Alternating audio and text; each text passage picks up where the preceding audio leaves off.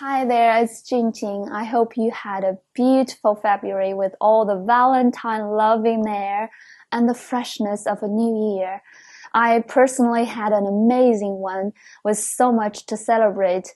I can't help but share the joy of my heart with you. As Chinese, we officially welcome in 2015 on February the 19th, which is January the 1st on the lunar calendar. We call the Spring Festival. And that's always a wonderful time. I also had a lovely friend come to visit and spend a special time with my family.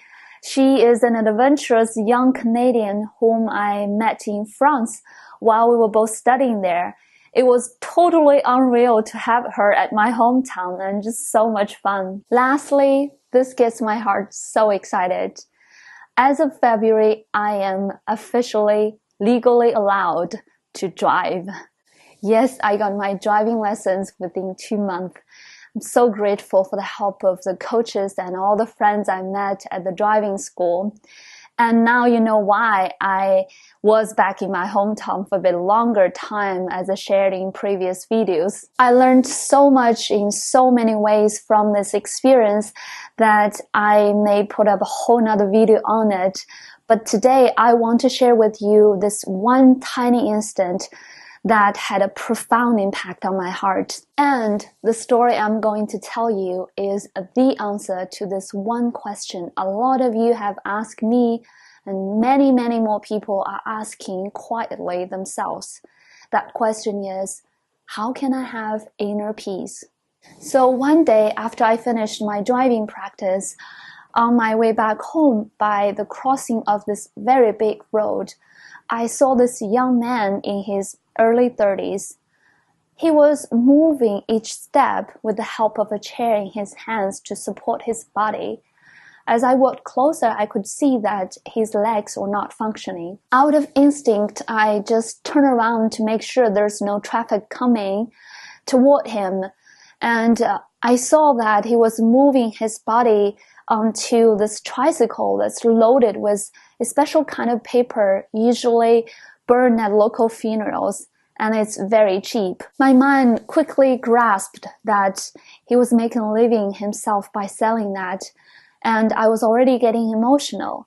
Just at that moment, because he saw me turn around looking, he assumed that I might be looking for directions because it's a rather empty area. So with a concerned look on his face, he asked me, "Where are you going?" It actually took me a second to understand him because apparently he couldn't speak clearly either. And I replied, "Oh, I'm just going to cross the road." Then he looked a bit relieved and he said, "All right, you be careful." I looked him in the eye and said, "All right, I will." As I passed him by, and from afar, I couldn't help checking back on him, putting away his chair, and he saw me again, raised his voice, said, "Watch out, you be careful." As I turned forward to cross the road, tears just flooded down my face.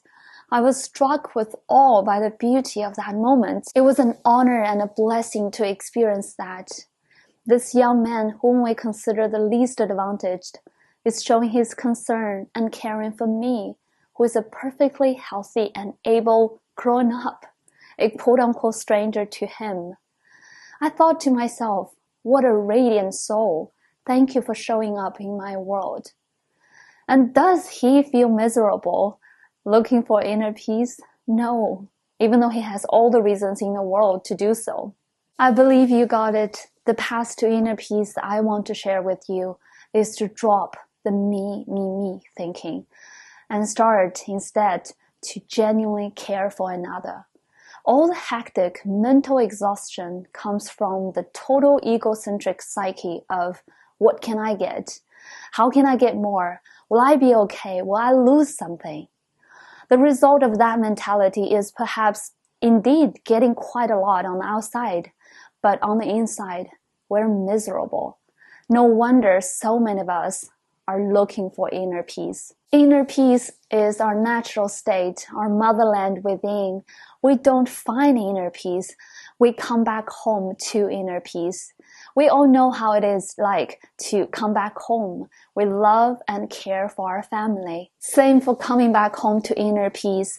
We give our genuine caring and love to the big family. That is all those in your life, be it a family, a friend, a colleague, or a total quote-unquote stranger. This path I'm sharing with you is literally my own path. As I've shared before, that I'm very blessed because I have always been a happy person, but I have never been so profoundly happy. And it's because I am now residing in the land of inner peace. But that doesn't mean I don't have my own moments and challenges. I do, but very briefly, because I know how to get back home to inner peace. And inner peace means joy. So if you wonder how to have inner peace, then start today, every day. Ask yourself, how can I truly care for another? How can I help? Perhaps it's a colleague who is dying to be heard and respected by others, or a friend who is frustrated with life, yet ashamed to admit, or a waiter or waitress who is tired and grumpy at his job, or a stranger who is in need of help yet afraid to ask. I don't usually promise things, but this I will promise you. If you get on this path of how can I truly care for another, how can I be of help, then 2015 will be the year of you finally finding inner peace, the year of the happiest you, with no doubt. Of course, this is a choice, and I genuinely hope you will take it. Look for ways to be of help, to give your caring attention, to touch the life of another by your beautiful presence. You can do this. That's it for today, and I also want you to know that it's such an honor and joy to hear from you, that my videos have helped you in some small way. I'm committed to bringing more useful content in the days to come to help you, to assist you at creating a life of joy, peace, and fulfillment, a life you truly love. See you next time.